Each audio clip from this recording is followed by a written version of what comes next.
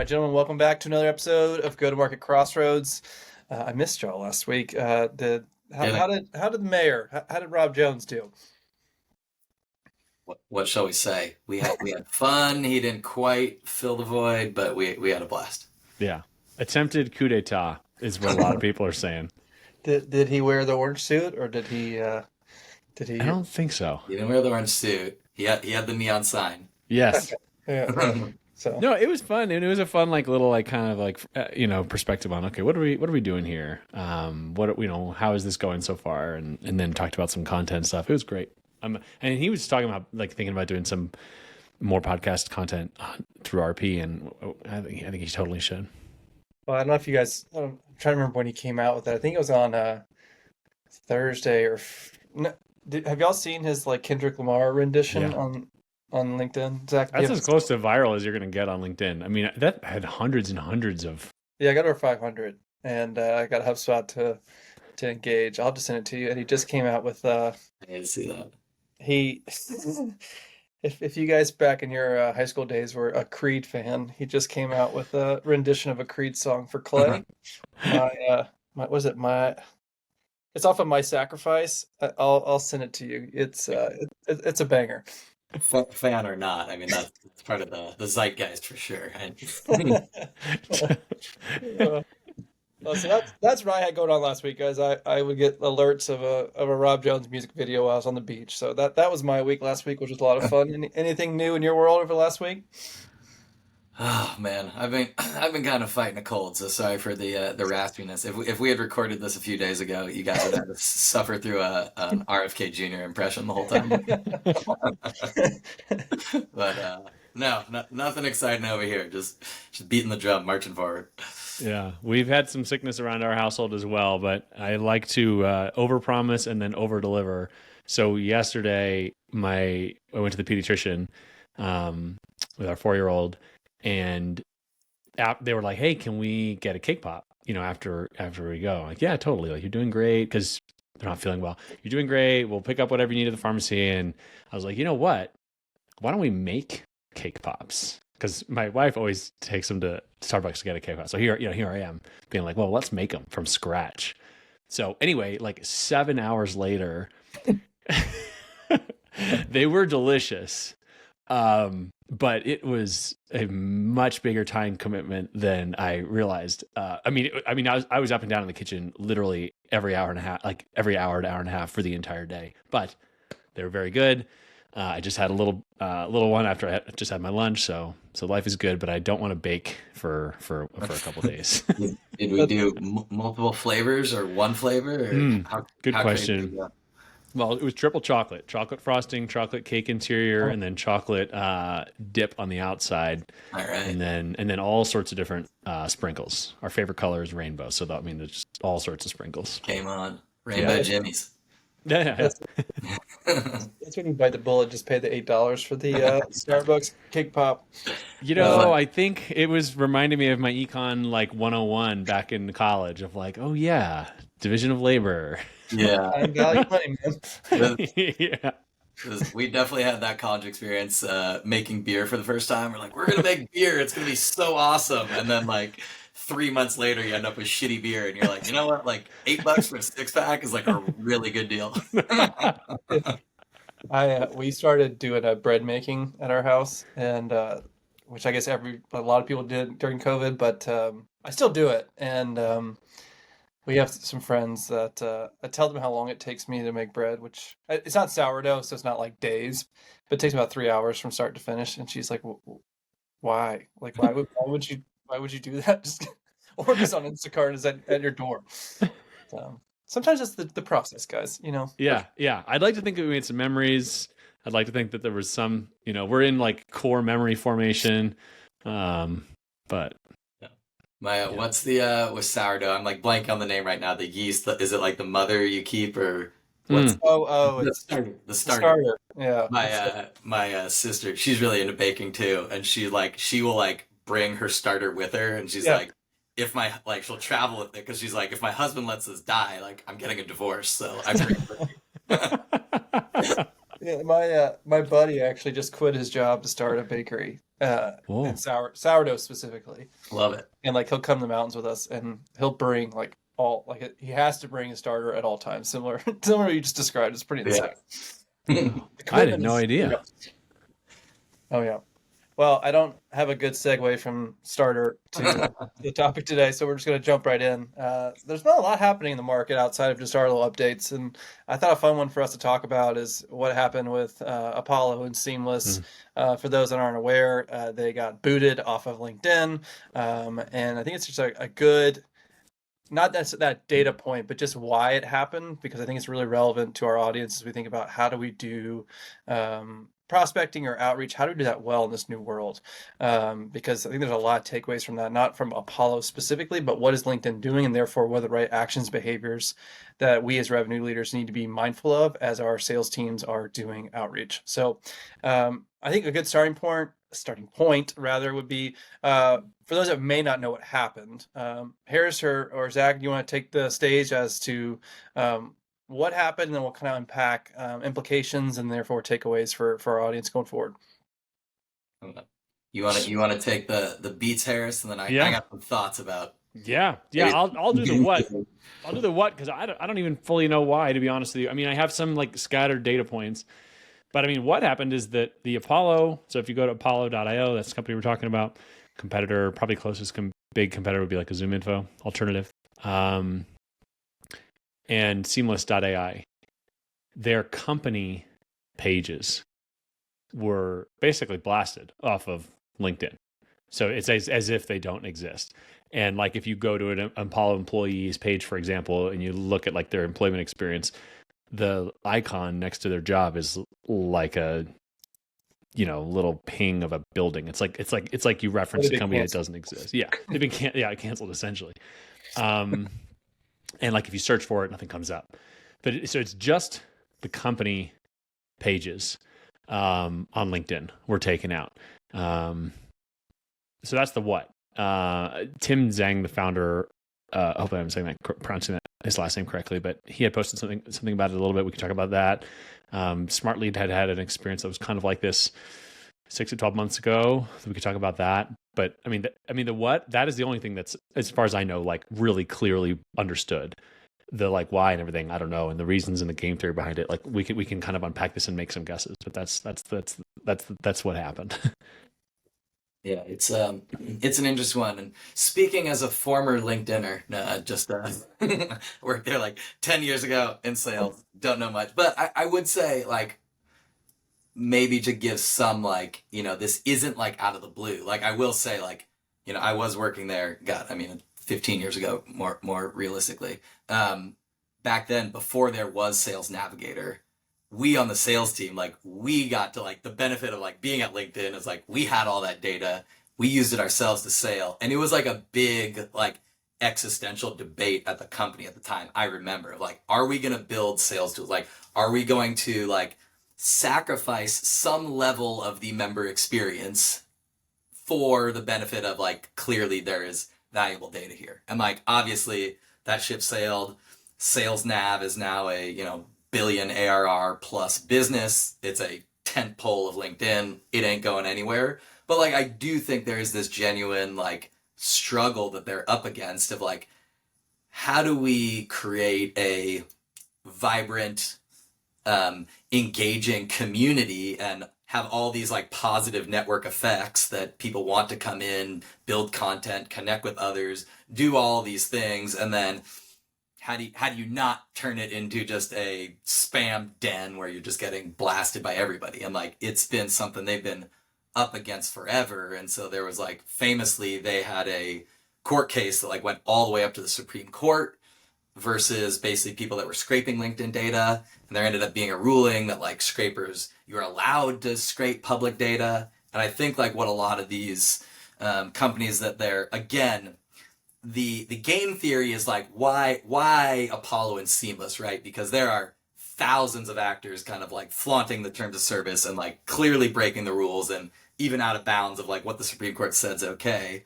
But it seems to be they need to like continue like push back on this pendulum. And it's like interesting because there's all kinds of stuff like automating like DMs, not just scrape, like all of that stuff is like, that is verboten, and they can detect that stuff. Like, it's like they know it's happening and they're needing to like play with this, knob and dial of like, how hard do we drop the hammer versus like, there is a data asset here, salespeople, and this like level of, it does drive velocity and momentum and engagement in the community as well, but like, how do we allow just enough to get through? So it's like an interesting, like, I don't think we've seen the end of it. I'm sure Apollo and Seamless will be back. They're going to find a way to negotiate. It's like, the other thing LinkedIn has created, like, how can you be a serious company and like not have a page up? So like now, like, LinkedIn has the cards for sure.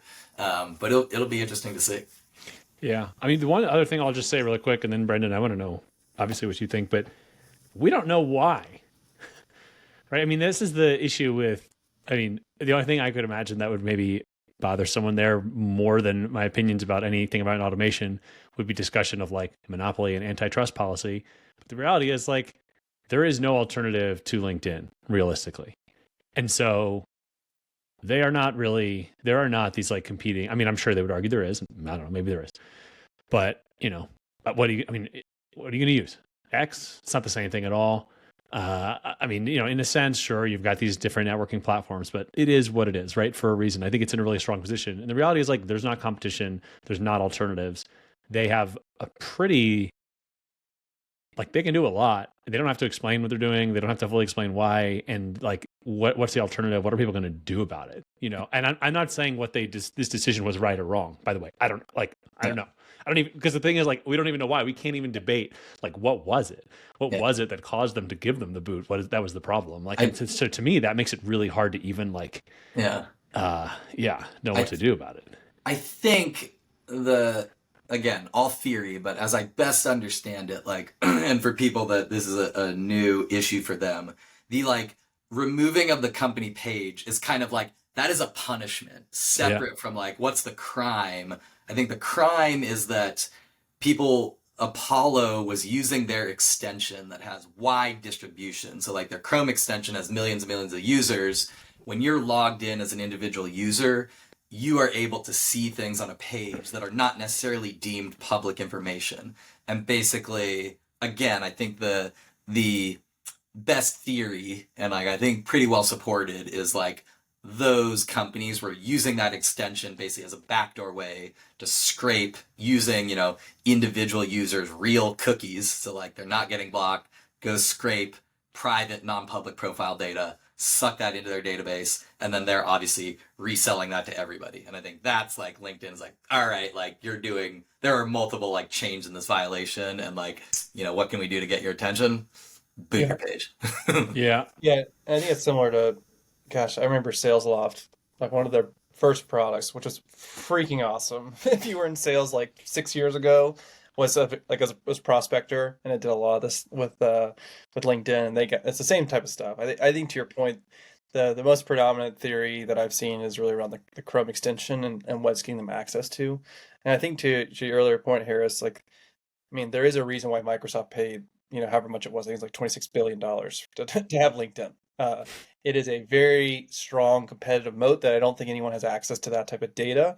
I think in addition to just like the Chrome extension, there is the user experience. And I think they also want to be mindful of, like, they want people to use LinkedIn. And the more automation, the more data that's getting out, and the more, like, I even experienced like the amount of crap I'm starting to get. It's like, I'm tired of being on LinkedIn. And so I think they need to protect that if they want to continue to have this be that place that people go to from a network perspective. Mm-hmm. Shout out to one of the great acquisitions of all time, PowerMove by Microsoft, like 26 billion now. Like LinkedIn as a standalone company, they'd be, they wouldn't be Mag 7, but they'd be like, Mag 10. Like it would be a $500 billion plus company on its own probably. And Salesforce was going to acquire them for 26 billion stock, and then Microsoft at the last minute said all cash and swooped the deal. And what a move. Well, totally. So let's transition a little bit into, we talked about the what and a little bit of the why, but I think that probably the most important thing for a lot of folks that are listening here. So what do I do? Because I don't think anyone's denying, as we just said, LinkedIn is a great source as it relates to information to get access to the buyer. So what do they do? As it relates to what tools should they be mindful of, or how they need to adjust their practices, methods, tools to ensure that they can still use this as a channel by which to engage with the buyer. Mm-hmm. I think there has to be, I guess, maybe some level of like recognition of like LinkedIn is this special place. Like if we just take and try and automate the hell out of it and treat it the same way we did email forever, like it ain't gonna work. And like, look what happened to email. Like it's gotten way harder. The walls get higher. It becomes more costly and expensive. And like, I think people are maybe just starting to treat LinkedIn the same way. And like, that just like the rules of the road are changing. So I think we all know in our businesses like how valuable and strategic that network is, and like treat it as such. Like different channels. I'm not saying don't automate things on LinkedIn or whatnot, but I think the first step is probably going like, hey, this is like a special, unique, strategic place for us as individuals, us as stewards of our brand and company, and like we need to be good citizens here. Otherwise, man, this is gonna suck if we get banned. Like if we don't have this access directly to our buyers and this ability to engage in a way that is different than email and complementary, and like all these things feed into each other. I'd say for us personally, we're very, very light. I would say, like I'm almost scared to admit it out loud, but like I do no LinkedIn automation because I'm like personally, I'm like, man, if I got my LinkedIn experience interrupted in any way, it would be a blow to our business, so like I'm extremely cautious there. I don't think necessarily you need to be that cautious, but say that's probably the first step for everybody is like, what does it mean to you? Like treat it as such. Mm-hmm. Yeah, for sure. Yeah, I think in this era of like founder-led sales, at least in this segment of the market that we're in, definitely you see people like Adam Robinson and stuff. I mean, they're building big companies off of their personal presence on LinkedIn. And so, I mean, I think it's like, what's your risk tolerance too, right? So it's like, what's it worth? And then what are you willing to risk in general? Like the problem with enforcement on things like this is that the more that they enforce, then the people who are able to figure it out, there's like more reward, it's like anytime, I mean, it's like they can't keep certain contraband products out of prisons. Because if you crank down on it enough, then they'll be able to, bribe the guards or whatever, and you get the stuff inside. Right. And so, I mean, unless you're in like a Supermax or whatever, it's just, and so there is this cat and mouse game. There's like this ecological balance between the platforms and then the people who sort of follow the rules and the people who kind of bend the rules and the people who just blatantly are breaking the rules to the degree to which, they're defined anywhere. And so I think you have to define. I mean, the reality is like LinkedIn data is very available in lots of places from lots of different providers. I mean, there are companies that literally have cached copies of LinkedIn that they get just by scraping public web, and that they then resell and make available in lots of places. And you don't have to install anything. I mean, and you probably, there's a good chance if someone is using any of these modern tools that we talk about every week on here, there's a very good chance that you're unwittingly using data that was extracted from LinkedIn in some way, even if you're not aware of it, right? That said, you can have degrees of separation from that extracted data, and separate yourself and separate and like really, really, really reduce your risk, obviously. Because if you're buying it from someone who's themselves buying it from like a data wholesaler or whatever, they don't, Yeah, I mean, and the other thing is like it's not their proprietary information. I mean, I understand like fundamentally that they collect it. I'm not saying people should go steal data from LinkedIn, but it's like it is not LinkedIn's information that I work for my company. Like they know that, but it's not like their IP. You know what I mean? It's like a fact about me. So like some of this stuff, it's kind of blurry of like, and I'm the one that's providing it anyway. Like users are the one that are furnishing this data in the first place, and now they've built a good platform around that. But to me, like the like questions of like ethics and the lines, and like where do you draw the line for your organization? Like to me, it's not like super cut and dry. And I'm pretty C conservative. I also don't do any automation, by the way, like at all, and I never have. So I'm not, saying people should go out and be super risky about it, but I do think it's like a nuanced conversation, and it's not as straightforward as like some people bad, Yeah. some people good, Yeah. I mean, it's like there will always be tools and data available. Like, it is an arms race.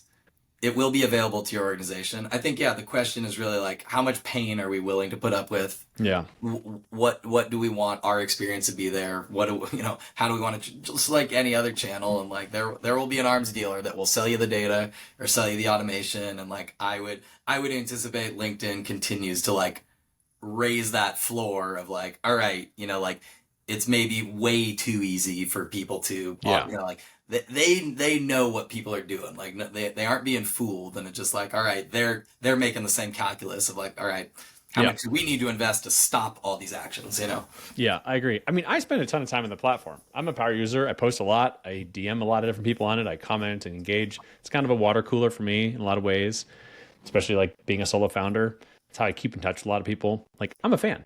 I like LinkedIn. Like, I could do with fewer messages, obviously catfishing me into trying to sell me crypto, but I spend time on the platform nonetheless. Yeah, I think we just remind the way I'm thinking about it is it's a data source, and it's one of many data sources, and we feel like it is the only one that we rely on, we're going to be in a lot of trouble. And Yeah.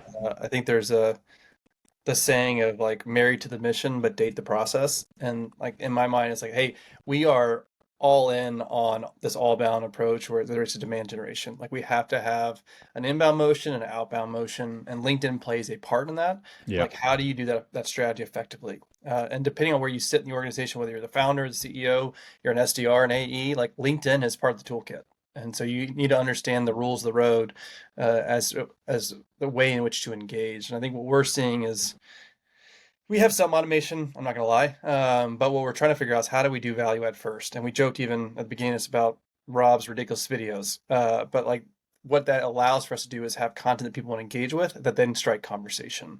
And so it's taking kind of a reverse approach of how we think about outreach. And it's inviting people in to then having that conversation be one that they actually are opting into, as opposed to spamming somebody's inbox. So that's one of the big takeaways for me, is that we just have to remind ourselves this is not the end all be all. And this to me is kind of like the original sin of the apple, and took a bite and it probably bit them in the end. And so it's just a good reminder of kind of what its place is in the overall strategy. And so that's where we've landed on our side. Yeah. Yeah, I agree. I know we're going to wrap here. I mean, my last thought on this is just like hedging across the providers you're using, hedging across the channels you're using the public and open web. There's tons of data sources available, and with tools like Clay, you can take advantage of them. Public records, databases, maps, things like that. I think it's just like not putting all your eggs in one basket, and then deciding within that how much risk you want to take on. Yeah, totally. Yeah, you guys want to know one like kind of cool factoid? So Yes. I used to work at this company that was involved. Basically, they were kind of like an anti-bot company. So like would help sites like LinkedIn potentially detect like unwanted automation and bots on your site. And like, this is now years ago, like the level of stuff they can detect, like you can imagine, like if you're trying to automate, basically all these companies, they spin up like headless browsers in the cloud. And then they basically tell it's got a browser and it goes like, oh, navigate to this point on the screen.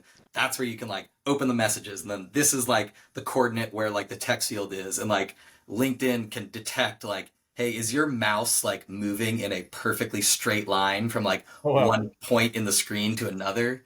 How fast is that happening? Like they know like, hey, what does a actual human movement of a mouse look like? And so like, it's just interesting that like they know all of that stuff. So it's like, don't for a second think like we're safe for this. Is maybe more a message to like everybody else out there, is like it's a true like crazy cyber war. They know everything, and like there is really game theory behind it of like, okay, it costs them compute to like go stop all this stuff. So it's like, to what level do we need to instrument every the billions of sessions we have a day, detect all these like there are 1 million things like that they're looking for, and it's super interesting. It's like it'll be cool to see, and it all gets easier with AI on both sides too. Yeah, it's a powerful signal because they called out two. We asked why they called two, but Yeah. For every two, there's about 100 that are doing the same thing. Yep. And so that probably scared the crap out of a lot of folks, and we'll start seeing Mhm. behavior change, I would imagine. But people are always going to try and push the boundary, and that makes us ultimately, I think better. So Yep. it'll be fun development. Well, guys, thanks for sharing your insights. This is a fun topic. I know this has been top of mind for a lot of people. So hearing your perspective is certainly helpful as we all try to figure this thing out together. Cool. All right. Thanks, Till guys. next time. All right, y'all. See y'all. Yeah.